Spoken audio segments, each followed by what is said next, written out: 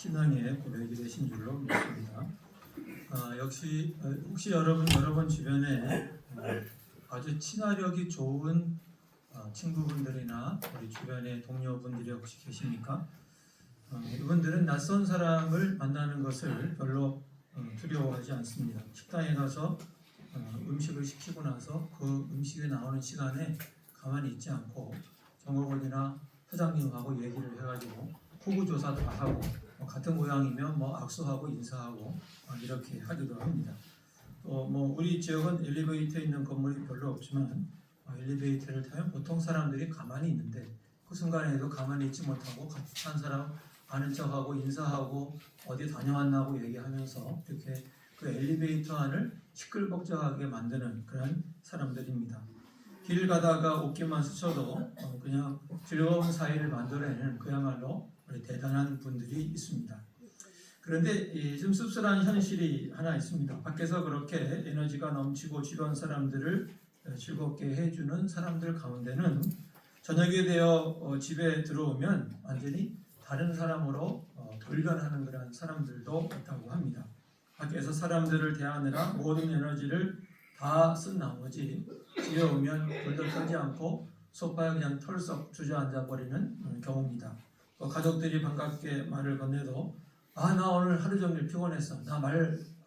나한테 말하지 마, 말 걸지 마 하면서 자기 방으로 쑥 들어가 버리는 그러한 경우도 있다는 것입니다. 이것은 단지 일부 사람들만의 이야기는 아닌 것 같습니다. 우리도 일상에서는 씩씩하게 우리의 삶을 잘 해내고 또 교회 앞에 예배드리러 나올 때는 밝은 미소를 가지고 주님께 나오지만 각자의 마음속에는 다른 사람들에게는 보여주고 싶지 않은 나만의 닫힌 방을 다 하나씩 가지고 있을 수가 있습니다. 오늘 우리가 함께 읽은 오늘 본문 말씀에도 이렇게 문을 걸어 잠그고 닫힌 방 안에 숨어버린 사람들이 있습니다. 바로 예수님의 제자들이었습니다. 오늘 하나님께서 주시는 말씀은 겉으로는 아무 문제 없는 것처럼 살아가지만 그러나 오늘 본문의 제자들처럼 문을 닫고 숨어버린, 그래서 세상과는 단절된 그러한 삶의 모습을 가지고 있는 사람들에게 하나님이 주시는 따뜻한 위로의 말씀입니다. 오늘 말씀을 통해 우리가 문을 닫을 수밖에 없었던 그 이유를 정직하게 마주하고 그 닫힌 문을 뚫고 들어오시는 하나님의 놀라운 은혜를 함께 나눌 수 있기를 원합니다. 첫 번째, 사람들은 세상에서 살아가다가 마음의 문을 닫습니다. 오늘 우리가 읽은 본문 19절 앞부분에 보면 이렇게 되어 있습니다. 우리 같이 읽어볼까요? 이날 곧 안식구 첫날 저녁 때 제자들이 유대인들을 두려워하여 모인 곳에 문들을 닫았더니, 부활절 아침에 막달라 마리아를 통해서 들려온 소식은 예수님이 묻혔던 그 무덤 문이 열려서 예수님이 안 계신다, 예수님이 살아나셨다고 하는 그런 소식이 들려왔습니다. 예수님을 묻었던 그 무덤의 문은 활짝 열렸지만 오늘 본문에 보면 제자들의 문은 오히려 닫혀 있었습니다. 참 아이러니한 것이죠. 예수님은 무덤 문을 열고 나오셨는데 제자들의 마음의 문은 굳게 닫혀 있었다는 것입니다. 왜 제자들은 이렇게 철저하게 문을 걸어 잠갔을까요? 가장 표면적인 이유는 세상에 대한 두려움 때문이었습니다. 오늘 본문에도 보면 그들이 유대인들을 두려워해서 문을 닫았다, 이렇게 기록을 하고 있습니다. 예수님을 십자가에 죽인 그 당시의 정치적인 권력, 또 종교적인 그러한 권력을 그들은 두려워했습니다. 그들이 예수님의 제자인 다윗들까지 색출해서 다시 잡아들여서 예수님처럼 혹시 사형에 처하지 않을까 하는 그런 두려움이 그들 가운데 가득했던 것입니다. 그래서 그들은 문을 걸어 잠그고 그 안에 숨어 버렸습니다. 하지만 본문을 조금 더 깊이 묵상을 해보면 이 닫힌 문 뒤에는 더 무겁고 어두운 감정이 있습니다. 그것은 수치심과 무력감입니다. 여러분 한번 생각해 보십시오. 예수님이 십자가를 지시던 날 제자들이 어떻게 했습니까? 모든 제자들이 다 예수님을 버리고 도망갔습니다. 주님이 십자가에 달릴 때 다 도망갔습니다. 마지막 그래도 주님을 멀찍이 쫓아갔던 수제자 베드로도 여정의 물음에 3번이나 예수님을 모른다고 부인을 했던 것입니다. 이제 부활하신 주님이 다시 오신다 한들 무슨 염치로 주님의 얼굴을 볼 수 있겠습니까? 그들은 밖에 유대인들이 무서워서 문을 잠근 것이기도 했지만 또 한편으로는 비겁하고 나약했던 자신들의 그 실패를 다시 마주하기 싫어서 그들은 고통스러워서 스스로를 문을 닫고 가둔 것입니다. 닫힌 문은 외부의 위협을 막아주는 방패가 되면서도 동시에 그들의 패배감과 무력감을 감추어주는 그러한 마음의 감옥이었던 것입니다. 사랑하는 성도 여러분, 이 제자들의 닫힌 문이 오늘 현실을 살아가는 우리의 닫힌 마음은 혹시 아닙니까? 오늘날 우리를 두려워하게 만드는 현대판 유대인들 도처에 우리 주변에 있습니다. 발버둥 쳐도 별로 나아지지 않는 경제적인 압박이 있습니다. 직장과 일터에서 살아남아야 하는 치열한 경쟁이 있습니다. 언제 무너질지 모르는 육신의 아픔과 질병이 있습니다. 그리고 믿었던 사람에게서 받는 아픈 상처도 있습니다. 그 세상의 무게가 무거워서 우리는 마음의 문을 굳게 닫아버리기도 합니다. 더 가슴 아픈 것은 우리 내면에 자리 잡은 무력감입니다. 부모로서 자녀에게 더 잘해주지 못했다고 하는 자책감이 우리 가운데 있기도 하고, 또 배우자로서 가정의 울타리를 든든히 지켜주지 못하고 있다는 무력감도 있을 수 있고, 또 무엇보다 명색이 그리스도인인데 여전히 세상의 작은 파도 앞에 무너져 버리는 우리의 연약한 믿음에 대한 실망감이 우리 가운데 있을 수도 있습니다. 나는 왜 이것밖에 안 될까? 왜 내 인생은 늘 제자리 걸음일까 하는 그러한 무력감과 그리고 수치심이 우리 가운데 있을 수가 있습니다. 이렇게 패배감이 밀려올 때 사람들은 누군가에게 도움을 요청하는 것이 좋겠지만 많은 경우 도움을 요청하기보다는 스스로를 고립시키는 쪽을 선택합니다. 연약하고 실패한 모습을 다른 사람에게 들키기 싫어서 아무도 내 아픔을 이해하지 못할 거라는 그러한 체념 가운데서 마음의 빗장을 굳게 질러버리는 것입니다.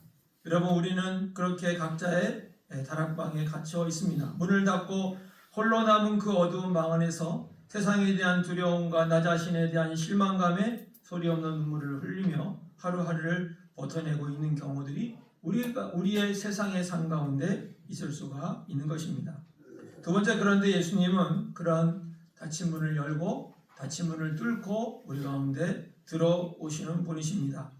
제자들이 두려움과 무력감이라는 겹겹의 자물쇠로 문을 굳게 걸어 잠그고 있을 때 바로 그 현장 가운데 주님께서 오셨습니다. 우리 19절 하반절 말씀을 함께 읽어보겠습니다. 예수께서 오사 가운데 서서 이르시되 너희에게 평강이 있을지어다. 여기서 우리가 좀 주목해야 할 것은 주님이 오셨을 때 주님께서 문을 두드리면서 야 내가 왔다 이제 문을 열어라 라고 말씀하신 것도 아니고, 제자들이 예수님이 들어오시라고 문을 열어 드린 것도 아니었습니다. 예수님은 제자들이 문을 스스로 열 수조차 없는 그것을 너무나 잘 알고 계셨던 것 같습니다. 여러분, 너무 지치면 손을 들기도 힘들고 문고리를 잡기도 어렵지 않습니까? 그래서 부활하신 주님은 그 굳게 닫힌 문을 연 것이 아니라 그 문을 통과해서 그 문을 뚫고 와서 그 두려움 가운데 무력감 가운데 있는 제자들 가운데 들어오신 것입니다. 그들의 중심에 서신 것입니다. 이것이 바로 오늘 우리가 붙들어야 할 닫힌 문을 뚫고 들어오신 주님의 은혜입니다. 사랑하는 성도 여러분, 우리가 신앙생활 하다 보면 우리 삶에는 내 힘으로는 우리의 마음을 열 수 없는 칠흑 같은 밤이 찾아올 때가 있습니다. 실패의 쓴 잔을 마시고 내 자신이 너무나 혐오스러울 때, 세상의 위협 앞에 어찌할 수 없을 때 우리도 모르게 사람들을 향해서만이 아니라 세상을 향해서만이 아니라 하나님을 향해서까지 빗장을 질러 버리는 경우가 있습니다. 그런데 그것으로 끝나는 것이 아니라 바로 그때 하나님은 우리의 그 닫힌 문을 뚫고 들어오신다는 것입니다. 우리가 만든 장벽, 우리가 쌓은 불신, 그 자체의 담벼락은 주님을 막아서지 못합니다. 그것은 주님의 역사를 결코 막을 수가 없는 것입니다. 하나님은 우리의 연약함을 책망하러 오시는 것이 아니라 우리와 함께 하시기 위해서 뚫고 우리 가운데 들어오십니다. 그분은 오셔서 왜 문을 잠갔느냐고 묻지 않으십니다. 그리고 주님의 손과 옆구리를 보여주십니다. 그 손에는 못자국이 있고 그 옆구리에는 상자국이 선명합니다. 그분은 우리처럼 고난을 받으시고 고통을 받으시고 상처를 받으신 분이십니다. 주님은 당신의 상처를 우리의 상처를 통해 우리의 상처를 만지십니다. 야, 나도 아파봤다. 나도 버림을 받아봤고 나도 죽음의 공포를 통과해 보았다. 그러니 나는 너의 그 다친 마음을 내가 잘 안다고 우리에게 말씀하시면서 우리에게 다가오시고 우리에게 임재해 주십니다. 그 주님의 임재가 우리에게 큰 위로가 되는 줄로 믿습니다. 오늘 이 시간 우리 중에도 제자들처럼 마음의 문을 걸어 굳게 잠근 분들이 계십니까? 삶의 무게에 짓눌려 기도조차 할 힘이 잃어버린 분들이 계십니까? 여러분, 주님은 지금 여러분의 닫힌 문 밖에만 계시는 것이 아니라 그분은 우리의 고통 가운데 우리의 닫힌 문을 열고 그 문을 뚫고 우리 가운데 들어와 계십니다. 주님은 문이 닫혀 있어도 들어오시고 우리의 마음이 굳어 있어도 들어오시고 우리의 기도가 막혀 있어도 우리 가운데 오시는 것입니다. 우리가 열지 못하니 주님이 뚫고 우리 가운데 들어오시는 것입니다. 그 주님의 임재가 그 뚫고 들어오시는 은혜가 오늘 여러분들의 그 얼어붙은 마음을 녹이고 책망이 아닌 따뜻한 위로로 여러분의 영혼을 만져주시기를 우리 주 예수님의 이름으로 간절히 축복합니다. 세 번째, 주님은 오셔서 뚫고 들어오셔서 제자들에게 평강과 파송과 성령을 약속하셨습니다. 굳게 닫힌 문을 뚫고 제자들의 깊은 아픔 가운데 들어오신 예수님은 지치고 두려워하는 그들을 향해 세 가지 선물을 주시는데 이 세 가지 선물은 절망 가운데 갇혀있던 제자들의 삶을 바꾸어 놓았습니다. 주님은 첫 번째로 두려움 대신 평강을 주셨습니다. 19절에서도 이미 주님께서 말씀하신 대로 너희에게 평강이 있을지어다 라고 말씀하셨습니다. 여러분, 순서가 있습니다. 주님은 들어오시자마자 너희들 왜 도망갔느냐, 그들을 책망하거나 너희들 왜 기도하지 않느냐, 너희들 왜 믿음이 이것밖에 되지 않느냐, 당장 나와서 복음을 전해라, 이렇게 예수님이 말씀하지 않으셨다는 것입니다.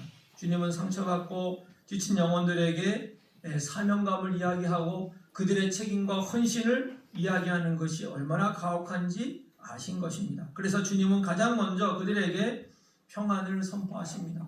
평안을 그들에게 말씀하신 것입니다. 이 평강은 세상에 주는 일시적인 위로나 괜찮아질 거라고 하는 막연한 기대가 아니었습니다. 요한복음 14장 27절에 보면 그 평안이 어떤 것인지 우리에게 말씀해주고 있는데 우리 같이 읽겠습니다. 평안을 너희에게 주노니 곧 나의 평안을 너희에게 주노라. 내가 너희에게 주는 것은 세상이 주는 것과 같이 아니하니라. 너희는 마음에 의심하지도 말고 두려워하지도 말라. 주님께서 주시는 평안은 세상의 평안이 아니라 하나님이 하늘로부터 주시는 그 평안이라고 주님께서 말씀해주고 있습니다. 주님 주시는 평안은 십자가에서 죽음을 이기신 주님이 주시는 흔들리지 않는 영원한 견고한 평강인 것입니다. 지금 삶의 무게에 짓눌려 지쳐 계신다면 먼저 주님께서 주시는 이 평강 가운데 깊이 잠길 수 있기를 원합니다. 주님 안에서 충분히 그 평안을 누릴 수 있기를 바랍니다. 지금도 살아계신 하나님께서, 지금도 우리를 사랑하시는 하나님께서 오늘도 주 앞에 나온 여러 믿음의 사람들 위해 하늘의 평강으로 충만하게 채워주시기를 예수님의 이름으로 간절히 축복합니다. 두 번째, 주님은 고립되신 세상을 향해 나가라고 말씀하십니다. 우리 21절 말씀 우리 함께 읽겠습니다. 예수께서 또 이르시되 너희에게 평강이 있을지어다. 아버지께서 나를 보내신 것 같이 나도 너희를 보내라. 이 파송의 말씀은 제자들에게 주는 무거운 짐이 아니라 그들의 명예를 다시 회복시켜 주는 것입니다. 참된 치유를 경험한 사람은 필연적으로 자기가 도망쳤던 세상을 향해 다시 돌아갈 용기를 얻게 되는 것입니다. 예수님은 실패한 제자들을 포기하지 않으셨습니다. 너희들 이제 나를 버리고 도망갔으니 이제 끝이다. 이제 난 너희들 다 포기한다. 이렇게 주님이 말씀하신 것이 아닙니다. 다시 주님이 그들을 붙들고 그들을 세상으로 보내십니다. 나는 여전히 너희들을 신뢰하고 너희들은 여전히 내 사랑받는 자녀이며 여전히 나는 너희들을 믿는다고 주님께서는 말씀하시면서 그들을 세상으로 보내시는 것입니다. 사랑하는 성도 여러분, 우리가 받은 상처 때문에 평생 마음의 문을 닫고 살 수는 없습니다. 주님께서는 우리가 그 내면에 닫힌 그 문을 열고 나와서 다시 가정으로, 일터로, 세상으로 나아가기를 주님께서는 원하고 계십니다. 완벽해서 보내시는 것이라기보다는 상처 입었지만 치유받은 자로서 십자가의 사랑을 아는 자로서 이제 세상 가운데 하나님의 평강, 이제 주님과의 그 화목함을 사람들에게 전해주라고 주님께서는 말씀하고 계시는 것입니다. 우리 고린도후서 5장 18절에 그래서 주님께서 이렇게 우리에게 말씀하시죠. 같이 읽겠습니다. 모든 것이 하나님께로서 났으며 그가 그리스도로 말미암아 우리를 자기와 화목하게 하시고 또 우리에게 화목하게 하시는 직분을 주셨으니 주님께서 우리와 화목하시고 우리에게 평강을 주시고 이제 우리에게 그 주님과 화목된 자로서 세상에 나가 사람들을 하나님과 화목하게 하고 세상에 하나님의 평강을 증거해 주라고 말씀하고 있습니다. 닫힌 마음의 문을 열고 세상으로 담대히 나아가는 저와 여러분 모두가 되시기를 예수님의 이름으로 간절히 축복합니다. 세 번째, 주님께서는 제자들에게 무력함 대신 그들의 주님을 모른다고 부인했던 그러한 무력함 대신 그들에게 성령을 불어넣어 주셨습니다. 우리 22절 말씀 함께 읽겠습니다. 이 말씀을 하시고 그들을 향하사 숨을 내쉬며 이르시되 성령을 받으라. 아무리 교회에서 평강을 얻고 결단하며 세상으로 나가도 막상 마주하는 세상은 만만하지 않습니다. 파송의 명령이 우리에게 부담이 되지 않으려면 우리의 힘이 아닌 하나님의 능력, 하늘의 능력이 필요합니다. 주님은 우리에게 맨몸으로 세상과 부딪히라고 말씀하지 아니하시고 주님의 성령을 우리에게 약속하시고 부어주십니다. 여기 오늘 22절 말씀에 보면 주님께서 숨을 내쉬며 성령을 받으라고 말씀하셨는데 이 숨을 내셨다고 하는 것은 창세기 2장에서 하나님이 흙으로 사람을 만드시고 생기를 불어넣으셨다고 할 때 그 단어입니다. 그리고 또 에스겔서에 보면 골짜기의 마른 뼈들에 생기가 들어가서 그들이 큰 군대가 되었을 때 그 모습을 이야기하고 있습니다. 에스겔 37장 9절 말씀 우리 함께 읽어볼까요? 또 내게 이르시되 인자야 너는 생기를 향하여 대언하라. 생기에게 대언하여 이르기를 주 여호와께서 이같이 말씀하시기를 생기야 사방에서부터 와서 이 죽음을 당한 자에게 들어서 살아나게 하라 하셨다 하라. 아멘. 실패해서 무력감에 빠져 마치 다 말라버린 뼈와 같은 그러한 생기를 잃어버린 자들에게 주님께서는 주님의 따뜻한 호흡, 성령을 불어 넣으십니다. 내 힘으로 하려고 하다가 다 부인하고 도망갔지. 이제는 내 숨결로 살아라. 내 영으로 호흡하며 살아라. 주님께서 그렇게 그들에게 말씀하시며 성령을 불어 넣어 주신 것입니다. 사랑하는 성도 여러분, 지친 영혼이 다시 일어서는 것은 우리의 굳은 결심만으로 되는 것이 아닙니다. 우리 안에 계신 성령님께서 호흡하게 하실 때만 가능한 줄로 믿습니다. 세상에 거치는 호흡을 잠시 멈추고 이 시간 부활하신 주님께서 우리에게 불어넣어 주시는 그 호흡, 성령의 그 은혜를 받아 성령의 임재를 받아 성령의 충만함을 받아 살아갈 수 있는 우리가 되기를 원합니다. 내 힘으로는 할 수 없지만 성령님께서 주시는 그 생명의 동력으로 나아갈 때 우리는 십자가의 길, 그 사명의 길, 파송의 길을 넉넉히 가게 될 줄로 믿습니다. 지금도 살아계신 하나님께서 우리에게 성령을 주시되 풍성하게 가득 부어주시기를 예수님의 이름으로 간절히 축복합니다. 두려움 대신 평강을, 고립 대신 파송을, 무기력함 대신 성령의 숨결을 주시는 예수님의 그 따뜻한 사랑 안에서 다시 힘을 내서 일어설 수 있는 저와 여러분 모두가 되시기를 예수님의 이름으로 간절히 축복합니다.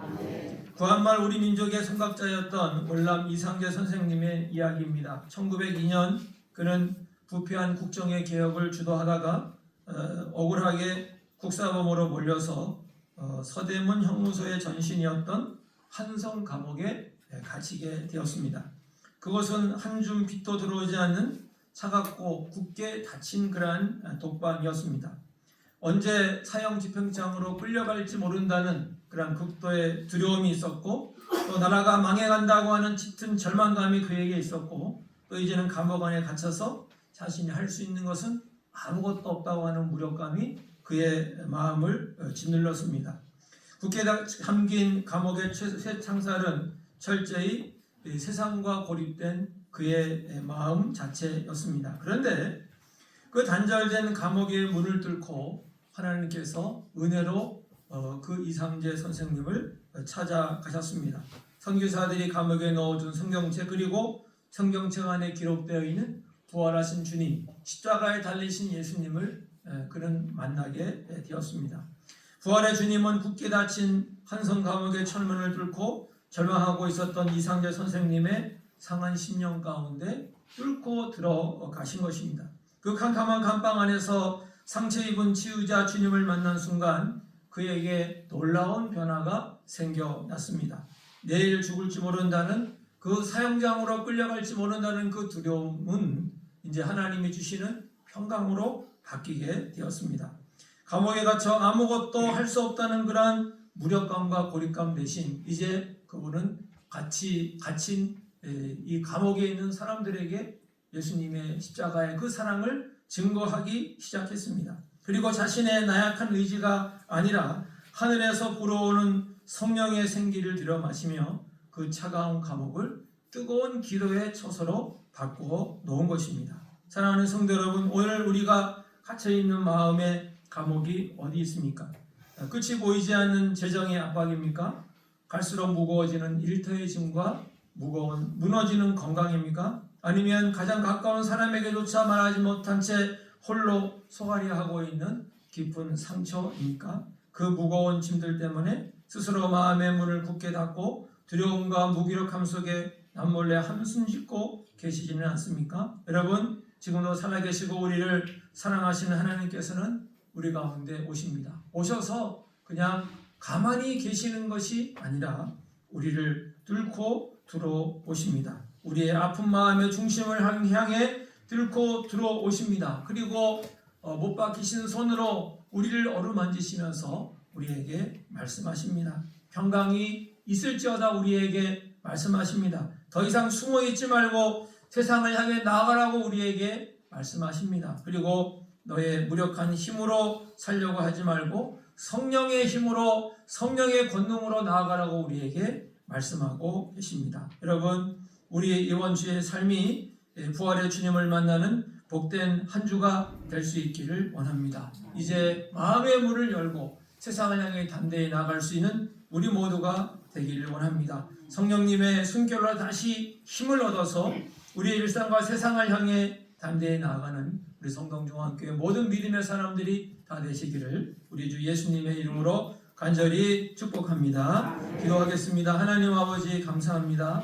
주님께서 문을 닫고 들어가서 스스로를 고립시킨 제자들을 주님께서 찾아가시되 그 문을 뚫고 들어가셔서 그들에게 평강을 말씀하시고 그들에게 세상을 향해 나갈 것을 말씀하시며 또 그들에게 성령을 주께서 부어주셔서 주님 감사합니다. 하나님, 그 시대의 제자들처럼 오늘 우리들도 마음의 문을 닫고 스스로를 고립시키고 하나님 아버지 우리의 방 안에 갇혀있는 경우들이 주님 있습니다. 하나님, 우리가 문을 닫을지라도 주님께서는 포기하지 아니하시고 우리의 삶의 한복판으로 들어오시는 줄로 믿습니다. 하나님, 우리에게 평강을 주시고 우리에게 사명을 주시고 우리에게 성령으로 다시 살게 하시는 줄 믿습니다. 하나님, 이 믿음으로 이제 우리가 문을 열게 하시고 나가게 하시고 하나님의 평강 가운데 성령으로 승리할 수 있는 우리 모든 믿음의 사람들 되게 하여 주시옵소서. 예수님의 이름으로 기도하옵나이다. 아멘.